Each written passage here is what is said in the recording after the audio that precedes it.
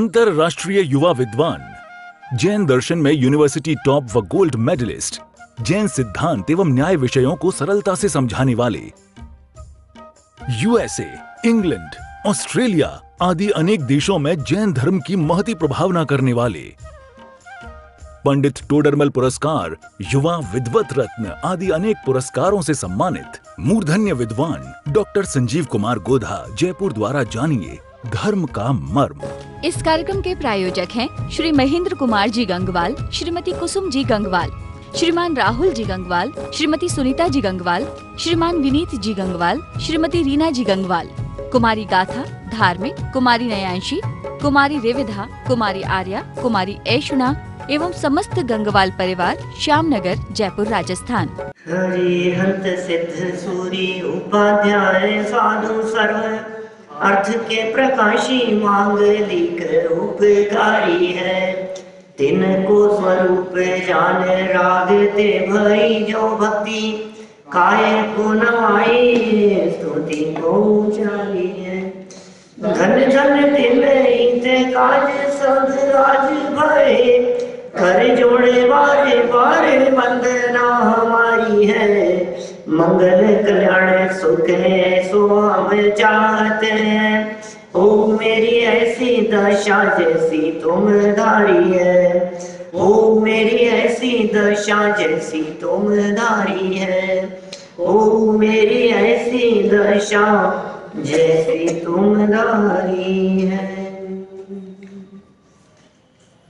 क्षत्र चूड़ामणि नामक यह ग्रंथ 11वां लंब कौन जीव बुद्धिमान है, इसके परीक्षण की यहाँ बात कही गई और यह कह दिया जो जीव अपनी मर्यादाओं में रहता है वह जीव बुद्धिमान है। अपनी मर्यादा का उल्लंघन नहीं करने वाला व्यक्ति ही बुद्धिमान है, समझदार है, सत्यजन है। और मर्यादाओं की चर्चा हमने थोड़ा सा विस्तार करके कही तो पति पत्नी की अपनी मर्यादा है, बाप बेटे की अपनी मर्यादा है, भाई भाई की अपनी मर्यादा है, मित्रों की अपनी मर्यादा है, समाज के प्रति हमारी मर्यादाएं अलग है तो सरकार के प्रति मर्यादाएं अलग है। तो बहुत तरह से मर्यादाएं हो सकती है। जीवन तो मर्यादित तो होना ही चाहिए। मर्यादा माने संयम, मर्यादा माने कंट्रोल, मर्यादा माने अपने जीवन को संयमित रखने का प्रयास। जीवन जितना संयमित होगा, जीवन जितना कंट्रोल में होगा, उतना व्यवस्थित होगा। व्यवस्थित जीवन ही सुखी जीवन है। जीवन यदि कंट्रोल में नहीं है तो फिर तो ऐसे कहा गया है कि जीवन बिना ब्रेक की गाड़ी के समान हो जाएगा। गाड़ी में जिस तरह से ब्रेक होते हैं ना, कंट्रोल करने वाले, रोकने वाले, रोकने के लिए, अब यदि अपनी लाइफ में संयम रूपी ब्रेक नहीं है तो हमारी गाड़ी, जीवन रूपी गाड़ी, ये बिना ब्रेक की गाड़ी की तरह हो जाएगी जिसका विनाश 100% होगा। कहीं भी टकराएगी, कहीं भी भिड़ेगी। इसलिए जीवन में संयम और मर्यादाओं का बहुत बड़ा स्थान है। यदि हम में कहीं मर्यादाओं की कुछ कमी दिखती हो तो हम अपने जीवन की मर्यादाओं को और अधिक व्यवस्थित करने का प्रयास करें। देखिए, इस जगत में परिपूर्ण तो कोई नहीं है, लेकिन वास्तव में सज्जन वे हैं जो अपूर्ण होते हुए भी परिपूर्णता का प्रयास करते हैं। परिपूर्ण तो है ही नहीं, परमात्मा थोड़ी ना हो गए। जो सज्जन हैं आखिर वे भी हैं तो गृहस्थ ही है, रहते तो घर गृहस्थी में है, रहते तो परिवार के बीच में है। लेकिन एक तो ऐसा कि ठीक है जो है सो है नहीं, हर कदम पर जिन्हें अपने आप का निरीक्षण करने का भाव आता हो, आत्मनिरीक्षण, और आत्मनिरीक्षण करके मर्यादाओं को पालन करने का भाव आता हो, वे सज्जन है। जीवंदर कुमार उन महापुरुषों में से थे जो स्वयं सज्जन थे। इस संदर्भ में समुद्र का उदाहरण देकर के कहा गया कि भाई देखो, समुद्र कभी अपनी मर्यादा का उल्लंघन नहीं करता है। यही उसकी विशालता है, समता भाव धारण। सदाचार तो पहले ही होगा, पहले इस गलत फहमी में नहीं रहे। सम्यक दर्शन होगा तब होगा साहब, अभी तो क्या है। नहीं नहीं नहीं, ये तो पूर्व पात्र ये पात्रता है, ये सम्यक दर्शन की पात्रता है। मेरे 2-3 जगह किए हुए प्रवचन है सम्यक्त्व की पात्रता पर। अभी कहाँ सोनागिर जी में लिया था अभी शिविर के अवसर पर, वहां भी पात्रता की चर्चा की थी। और एक डलास टेक्सास में अमेरिका में, वहां सम्यक्त्व की पात्रता पर एक अलग हटके प्रवचन हुआ। उनमें बहुत विस्तार से, वहां तो 1.5 घंटे चर्चा की। माने क्या पात्रता होनी चाहिए, हमारी लाइफ कैसी होनी चाहिए, हमारा जीवन कैसा होना चाहिए। आप में यदि ये साधारण लौकिक मर्यादाएं भी नहीं है तो आप सम्यक दर्शन प्रकट करने के पात्र भी नहीं है। सम्यक दृष्टि होना तो बहुत दूर की बात है, अभी प्रकट करने की भावना है ना। तो पात्रता कैसी होनी चाहिए, उस पात्रता के बारे में हमें स्वयं आत्मनिरीक्षण करते रहना चाहिए। स्वयं का निरीक्षण करते रहो। आत्मा ही आत्मा का गुरु है, आत्मा ही स्वयं का गुरु है, कोई दूसरे गुरु की जरूरत नहीं है। जो व्यक्ति अपनी कमियों को, अपनी गलतियों को सुधारने के लिए प्रयत्नशील है, उसके लिए किसी दूसरे गुरु की जरूरत नहीं है। मतलब अपने भूल स्वीकार करने की जीवन में आदत होनी चाहिए। ये बहुत महत्वपूर्ण बात है। भूल स्वीकार करना ये बहुत बड़ी बात है। अपनी गलती को स्वीकार करना, ऐसा गलती करते रहते हो गलती, ऐसे सुधारने से क्या होता है, कोई बात नहीं, सुधरेगी। सुधारने की भावना तो है अंदर में, ये तड़प तो है, नहीं गलती नहीं करना, अंदर से ये आवाज तो उठती है। तो ये कह रहे हैं सरल स्वभावी ऐसे बुद्धिमान व्यक्ति वे ही सत्जन हुआ करते हैं। अब राजा का सच्चा स्वरूप बतला रहे हैं। राजा माने क्या होता है, राजा माने पालक, राजा माने जिस क्षेत्र में आप हैं उस क्षेत्र में सर्वोपरि उसका नाम है राजा। जैसे किशनपोल के राजा हैं क्या हमारे अजय जी, बोलो क्यों, देखो आप व्यापार मंडल में आए दिन सम्मान मिलते रहते हैं, प्रमुख है आप उसमें। तो ये जो बात हुई, ये बात अपने फील्ड के राजा की हुई ना। आप किसी भी फील्ड में किसी भी व्यक्ति को कहते, अरे साहब जोरियों में तो राजा है आज, क्या इस जगह पर तो ये कपड़े के फील्ड में तो राजा किंग है आज ये, नहीं बोलते हैं ऐसा। तो राजा मतलब क्या हुआ, राजा शब्द का अर्थ ये हुआ कि आप जहां बैठे हैं उस जगह पर आपसे ऊपर कोई नहीं है। जिस फील्ड में भी बात करो तो उस फील्ड के आप राजा हैं, ठीक है। अब ये कह रहे हैं राजा का सच्चा स्वरूप क्या होता है। तो आप भी अपनी जगह के राजा हैं, सब पेपर किंग हैं। तो आप देखो क्या कह रहे हैं यहाँ, सुख दुखे प्रजाधीने तदा भूतां प्रजापते प्रजानां जन्म वर्जम ही सर्वत्र पितरो नृपः। 505 नंबर पेज, 4 नंबर श्लोक। उस समय अर्थात राज्य मिलने पर महाराजा जीवंदर कुमार के सारे सुख दुख प्रजा के अधीन हो गए, अर्थात प्रजा के सुख दुख से वे अपने को सुखी दुखी समझने लगे। ये राजाओं का सच्चा स्वरूप है भाई साहब। इसका मतलब ये है आप अपने फील्ड में अपने अधीनस्थ काम करने वालों के सुख दुख का विचार करते हैं तो सच्चे अर्थों में आप राजा हैं। नीतियां हैं अभी तो अपने ऊपर लागू करनी पड़ेगी।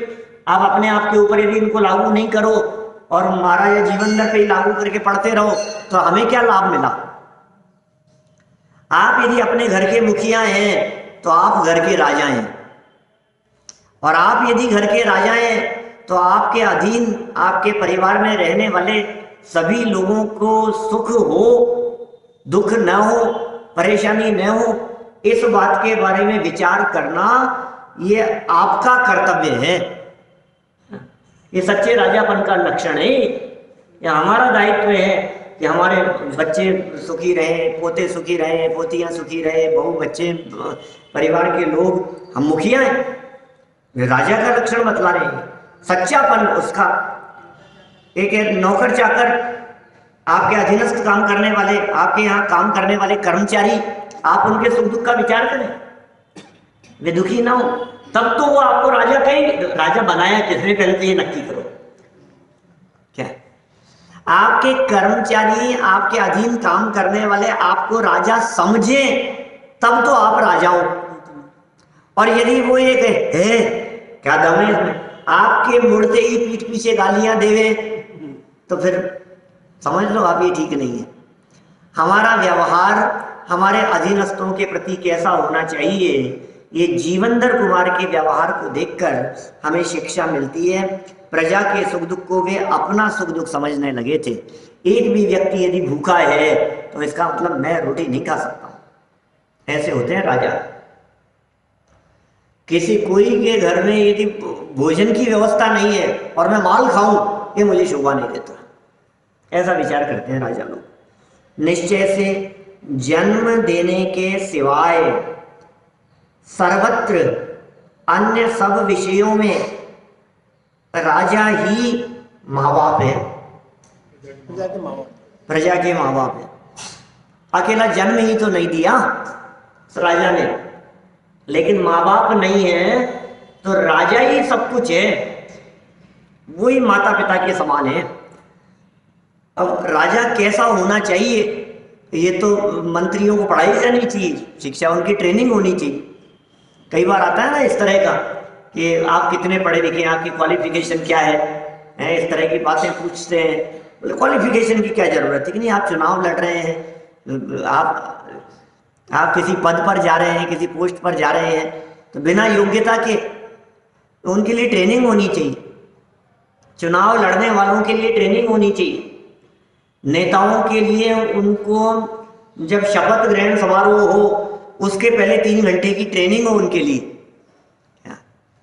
और ऐसा नहीं 4 वाक्य बोल करके उनको शपथ दिला दी गई, 3 घंटे की ट्रेनिंग में उनको सिखा करके शपथ दिलाई जानी चाहिए कि आप प्रजा के लिए इस तरह का व्यवहार करेंगे, तब तो देश में रामराज की कल्पना की जा सकती है। लेकिन सब बातें ही बातें हैं, ऐसा कुछ संभावना तो लगती नहीं है, क्या पता क्या हो, लेकिन अच्छा होना चाहिए। अभी मैंने दिल्ली में सुना केजरीवाल के लिए, जितनी महिमा लोगों से सुनी मैं तो दंग रह गया। एक आध व्यक्ति से नहीं, टैक्सी वाले से भी, साधारण व्यक्ति से भी, ऑटो वालों के पीछे ऑटो पर लिखे हुए कि हम केजरीवाल को पसंद करते हैं, आई लव केजरीवाल, ऐसा जगह जगह, 1-2 नहीं, कम से कम 50 ऑटो के पीछे देखा होगा। और वहाँ उसकी जब सुनी तारीफ तो लगा कि नहीं वास्तव में वो काम तो कर रहा है। बिजली पानी तो मुफ्त है ही वहाँ, बिजली का बिल नहीं आता गरीबों के, पानी का बिल नहीं आता, पानी बिजली के बिल नहीं आते, 200 यूनिट तक फ्री है। जिसका बिल 200, मतलब घर में एसी नहीं है मान लो किसी के घर में, तो उसके बिल नहीं आएगा बिजली का। इलाज फ्री है। गवर्नमेंट स्कूलों को ऐसा बना दिया है जो अच्छे हाई फाई स्कूलों जैसे भी नहीं हो, बोलो आप, बिल्कुल नॉमिनल चार्ज और कोई फीस नहीं, और इतने अच्छे, और सारे मतलब वो स्विमिंग पूल होगा, हॉर्स राइडिंग के लिए होंगे, सारे ऐसे टॉप क्लास स्कूल जैसे हैं गवर्नमेंट स्कूल, और इलाज के लिए कोई खर्चा नहीं। और आपके पास में यदि वहां का दिल्ली का आधार कार्ड है तो किसी भी जगह पर कहीं भी, चाहे एक्सीडेंट हो, चाहे हार्ट की प्रॉब्लम हो, चाहे बड़े से बड़ा ऑपरेशन हो, सारा इलाज मुफ्त है सब। आप दिल्ली के नागरिक होने चाहिए। तो जनता जो है वो उसको चाहती है, दिल से चाहती है। तो ऐसे राजा हो सकते हैं कि नहीं कोई दुनिया में? अब ये एक है, तो ऐसे इस तरह के और भी तो हो सकते हैं। तो यहाँ तो राजा कैसे हो जो प्रजा के सुख दुख का ध्यान रखे। उसने बाइक एम्बुलेंस की व्यवस्था कर दी सड़क दुर्घटनाओं के लिए। बाइक पर डॉक्टर और कंपाउंडर अपने सारे उसके साथ में, व्यवस्था के साथ में, बाइक पर लेकर के पहुंचेगा एक्सीडेंट स्थल पर। बोलो आप, दिल्ली में ट्रैफिक खतरनाक है, एम्बुलेंस पहुंच नहीं सकती है, बाइक में सारी व्यवस्था करके वहां मरीज का इलाज कर, मरीज मतलब एक्सीडेंट दुर्घटना का इलाज करने के लिए फर्स्ट एड सारी व्यवस्था करके वहां ले जाएं, उसको बिठा करके ले जाएं, उसको हॉस्पिटल पहुंचा देवें, उसकी वहां व्यवस्था करें, ऐसी ऐसी व्यवस्था। तो ये तो बाइक एम्बुलेंस बहुत सुपर चल रही है वहां दिल्ली में, ऐसा सुना हमने वहां लोगों से। तो ये राजा की चर्चा चल रही है, इसलिए हमें वो वहां का राजा याद आ गया है? देखो क्या कह रहे हैं, जन्मदात्री माता पिता के सिवाय यदि अन्य कोई है सब विषयों में तो वो राजा ही है जो प्रजा के सुख दुख का ध्यान रखता है।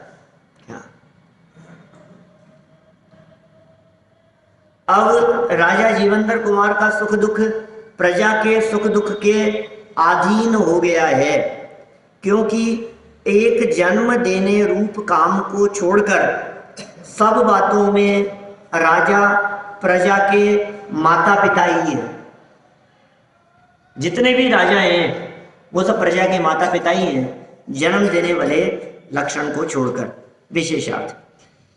जब से जीवंतर कुमार राजा जीवंतर कुमार बनकर राज्य सिंहासन पर आरूढ़ हुए हैं, तब से वे प्रजा के सुख से अपने को सुखी और प्रजा के दुख से अपने को दुखी अनुभव करते हैं।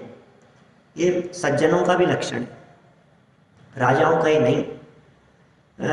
पर के दुख में दुखी, पहले तो पुराने समय में चिट्ठी भी लिखा करते हैं ना, किसी के यहाँ कुछ ऐसा वियोग हो जाए कुछ चिट्ठी लिखते थे, आपके दुख में सम दुखी है, ऐसे फिक्स लैंग्वेज थी, मतलब ऐसा समझ लो आप कि आपके दुख में दुखी। अब वो दुखी हो चाहे नहीं हो, लेकिन कम से कम भाषा में ये बात जरूर आती थी। तो इसी तरह से सज्जन व्यक्ति दूसरे के दुख में अपने आप को दुखी अनुभव करता है। और ये जगत में कहावत भी चलती है कि किसी व्यक्ति के सुख में पहुंचो चाहे ना पहुंचो, लेकिन दुख में जरूर पहुंचना। लेकिन उल्टा है, सुख के सब साथी दुख में न कोई। क्या ये तो जगत का स्वरूप है, सुख के सब साथी दुख में न कोई, ये तो जगत का स्वरूप है। लेकिन हर अच्छा व्यक्ति सलाह यही देगा, शिक्षा यही देगा कि सुख में भले ही आप न पहुंचो, लेकिन दुख की घड़ी में आपको जरूर पहुंचना चाहिए। ये सज्जनों का लक्षण। देखो क्या करें, ये क्या कह दिया इन्होंने यहाँ, अनुभव करते थे, दुखी अनुभव करते थे। जिस प्रकार सुयोग्य माता पिता अपनी संतान के सुख दुख का ध्यान रखकर, योग्य माता पिता संतान के सुख दुख का ध्यान रखकर उसे सुयोग्य बनाने का सतत प्रयत्न करते हैं, ये तो माता पिता की तरफ से। अब संतान योग्य ना बन पावे या ना बने या योग्य ना बनना चाहे, तो माता पिता को तो प्रयत्न करना नहीं छोड़ना चाहिए, ये सतत प्रयत्न करते रहना चाहिए, करते रहो प्रयत्न। कितने सुंदर बात कही है, सुयोग्य माता पिता। अभी सुयोग्य इसलिए लगा दिया है कि आज का जमाना बहुत खतरनाक है, क्या इसलिए क्यों अयोग्य नहीं हो सकते क्या? दुनिया है भाई साहब, यहाँ सब कुछ चलता है आज के समय में। क्या बच्चों को ही बेच देते हैं माँ बाप, क्या मार देते हैं, जहर दे देते हैं, न मालूम क्या क्या घटनाएं दुनिया में ऐसी अनहोनी सी दिखने वाली घटनाएं न्यूज़पेपर का विषय बनती हुई दिखती है। हाँ, बच्चे माँ बाप को दे देते हैं, बच्चे माँ बाप को दे दे में ये तो बहुत आयत है, ये तो इसमें तो कोई आश्चर्य नहीं, लेकिन माँ बाप बच्चों को दे दे में ये एक बड़ी घटना बन जाती है।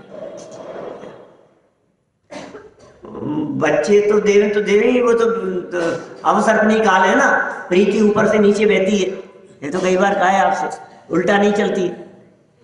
देखो आप क्या कह रहे हैं, सुयोग्य माता पिता अपनी संतान के सुख दुख का ध्यान रखकर उसे सुयोग्य बनाने का सतत प्रयत्न करते हैं। उसी प्रकार प्रजापालक सुयोग्य राजा भी अपनी प्रजा के सुख दुख का ध्यान रखकर उसे सुखी और संपन्न बनाने का सदा प्रयत्न करते हैं। तदनुसार प्रजा वत्सल राजा जीवंदर कुमार भी अपनी प्रजा के साथ एक रूप ही हो गए हैं, ऐसा प्रतीत होता है। अरे सारी प्रजा उनका परिवार हो गया है। क्या उदार चरित्रा नाम तू वसुधैव कुटुंबकम, नीति पढ़ी होगी आपने।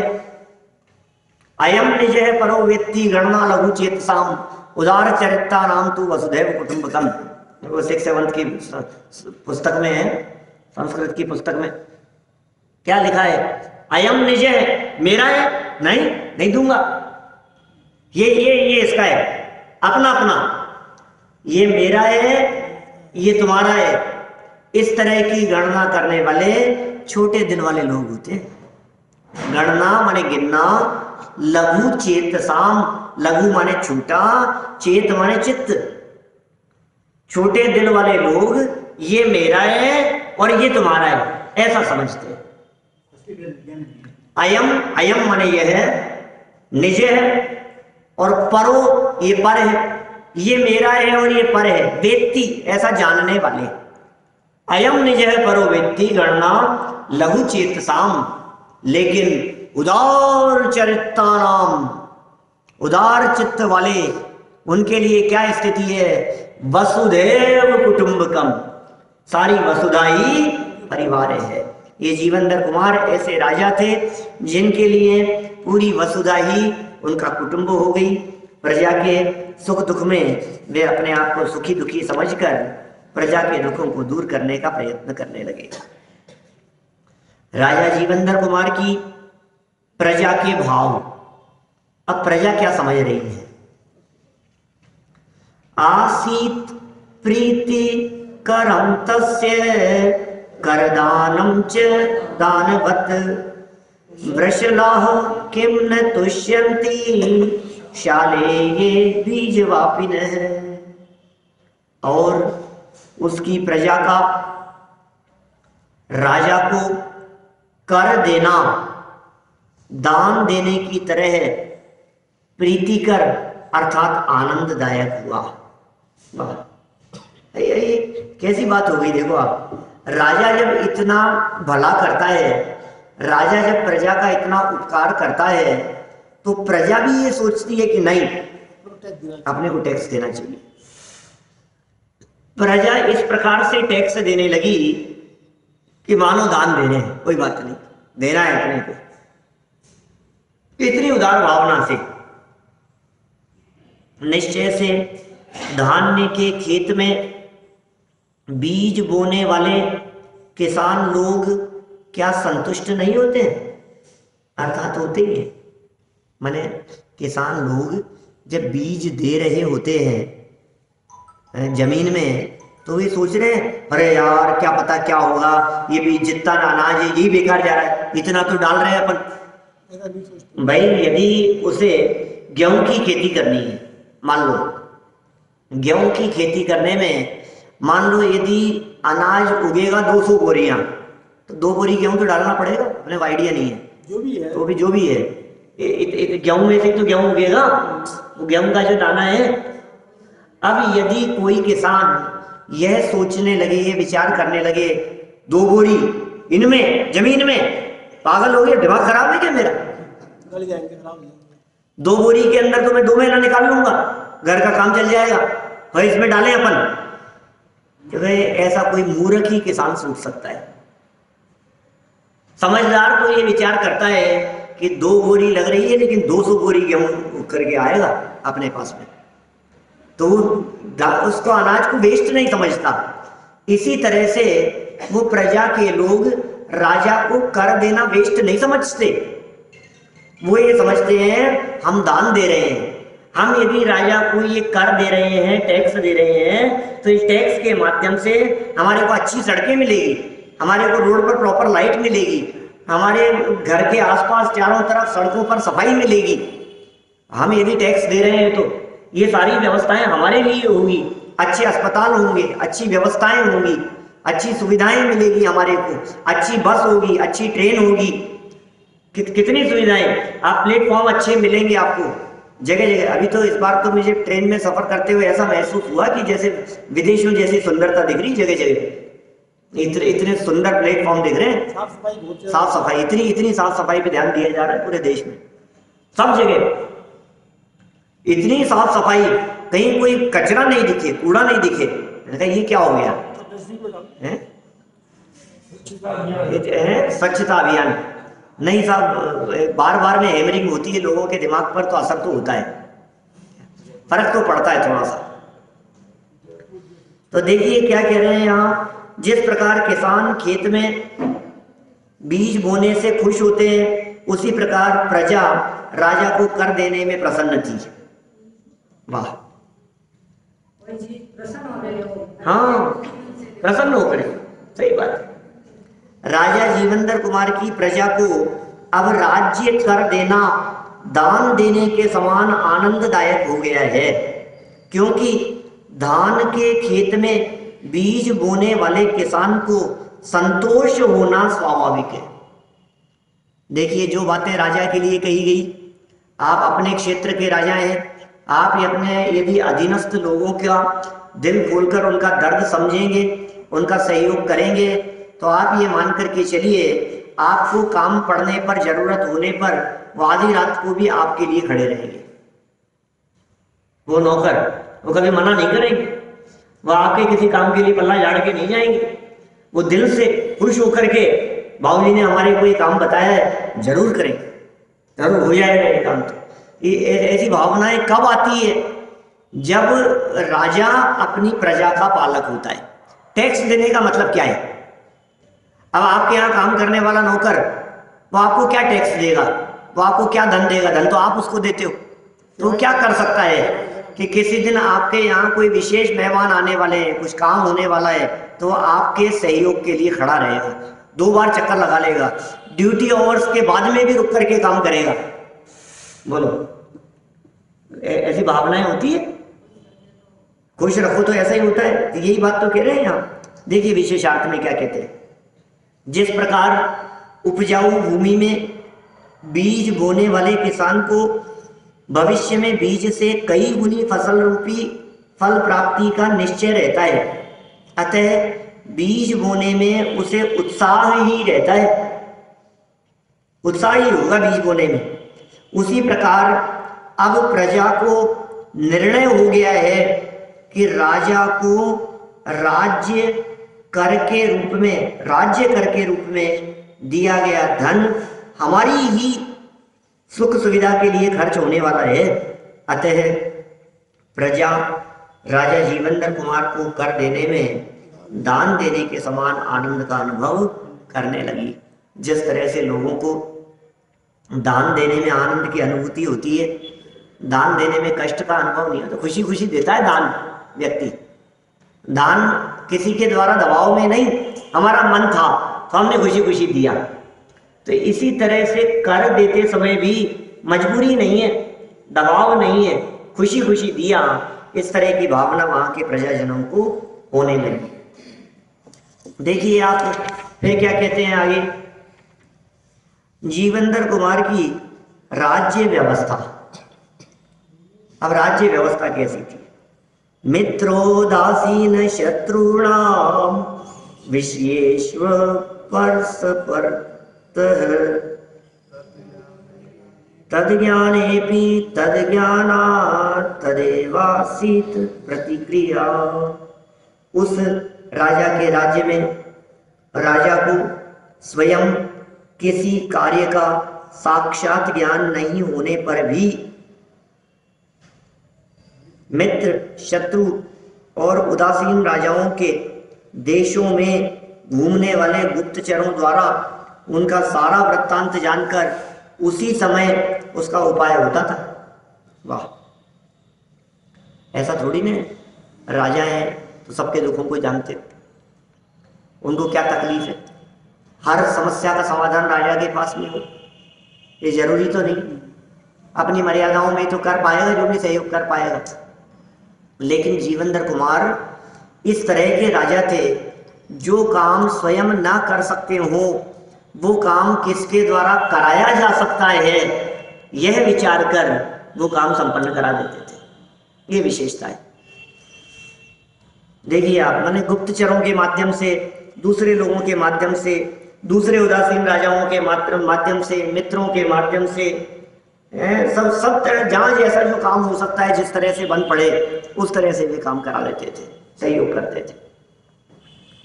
राजा जीवंदर कुमार अपने से मित्रता, उदासीनता तथा शत्रुता, तीन ही तरह के जीव हो सकते हैं। भैया आपके जीवन में तीन तरह के लोग होंगे आपके लाइफ में। एक तो आपसे घनिष्ठता रखने वाले, मित्रता रखने वाले, एक शत्रुता रखने वाले, और एक ऐसे हो सकते हैं जिनको मित्रता भी नहीं है, शत्रुता भी नहीं है, कि ठीक है, न्यूट्रल है। तो दुनिया में हर व्यक्ति के लिए तीन तरह के लोगों से संपर्क होता है। या तो मित्रों से संपर्क होता है, या उदासीन लोगों से होता है, या शत्रुओं से होता है। मित्रता और शत्रुता ये तो हमारे पुण्य पाप कर्म के उदय से दिखती है, और जो उदासीन संयोग है ये विधि के योग से अपने आप बन जाते हैं। विधि का विधान, आप दुकान पर बैठे हैं, बिजनेस कर रहे हैं, कोई व्यक्ति आया, आकर के उसने आपका माल देखा, उदासीन भाव से देखा, आपने उदासीन भाव से बता दिया, लिया तो ठीक, नहीं लिया तो ठीक, उसको भी कोई विकल्प नहीं, आपको भी कोई विकल्प नहीं, ये उदासीन व्यवहार है। क्या ये ऐसा व्यवहार होता है पब्लिक के साथ में, सबके साथ में उदासीन व्यवहार होता है इसी तरह का। किसी सड़क चलते हुए व्यक्ति से आपने लिफ्ट मांगी, उसने दी तो ठीक, नहीं दी तो ठीक, तो आपको कोई गुस्सा थोड़ी ना आता है, ठीक है, उदासीन व्यवहार है उनके प्रति। किसी ने सहयोग किया तो ठीक, नहीं किया तो ठीक। तो ये जो वृत्ति है ये तो है उदासीन। आप देखना आपकी लाइफ में तीन तरह के लोगों से संपर्क होगा, तीन के अलावा चौथा कोई प्रकार ही नहीं है दुनिया में। एक तो ऐसे लोग मिलेंगे आपको, आप तलाशिए, आप निगाह घुमा करके देखेंगे तो आपको ऐसे लोग दिख रहे होंगे जिनमें आपको मित्रता की शक्ल दिख रही होगी, जिनमें लग रहा होगा कि मित्रवत व्यवहार है।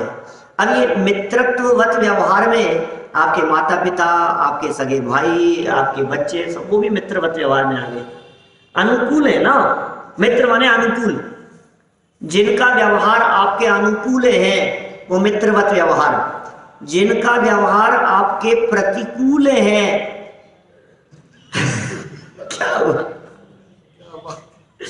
क्या व्यवहार आपके प्रतिकूल हो गया है तो वो शत्रुवत व्यवहार हो गया है। और जो बिल्कुल उदासीन है क्या है, वो मध्यस्थ। राजा जीवंदर कुमार अपने से मित्रता रखने वाले, उदासीनता तथा शत्रुता रखने वाले मंडलीक राजाओं का पता गुप्तचरों के माध्यम से बराबर रखते थे। गुप्तचरों से इस बात का पता लगाते रहते थे कौन अपना है और कौन पराया। यहाँ कौन है अपना, कौन पराया, किसको इसकी खबर लगे, कोई खबर ही नहीं है। क्या पता अपनों के वेश में पराये हों और परायों के वेश में आकर के अपना सहयोग कर जाए।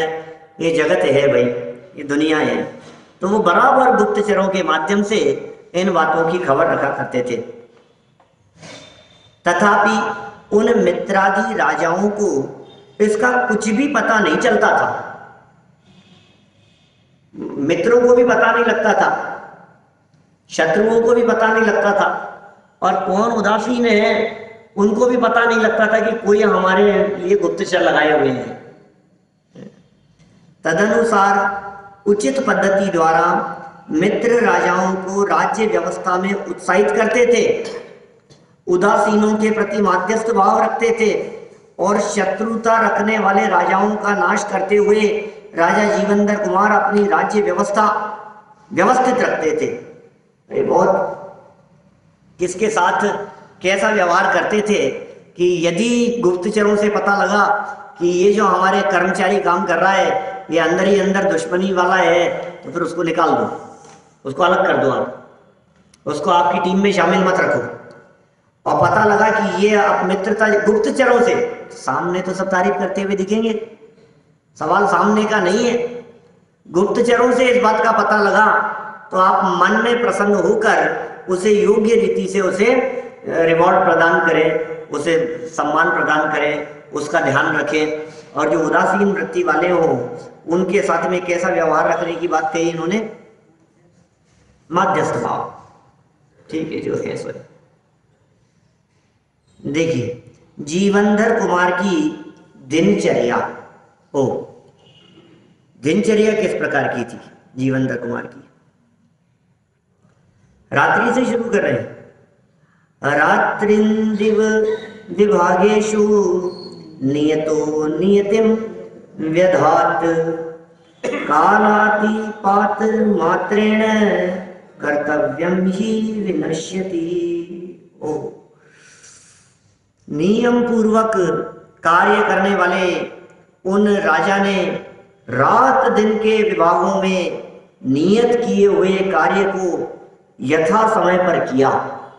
इस कार्यक्रम के प्रायोजक हैं श्री महेंद्र कुमार जी गंगवाल, श्रीमती कुसुम जी गंगवाल, श्रीमान राहुल जी गंगवाल, श्रीमती सुनीता जी गंगवाल, श्रीमान विनीत जी गंगवाल, श्रीमती रीना जी गंगवाल, कुमारी गाथा, धार्मिक, कुमारी नयांशी, कुमारी रेविधा, कुमारी आर्या, कुमारी ऐशुना एवं समस्त गंगवाल परिवार, श्यामनगर, जयपुर, राजस्थान।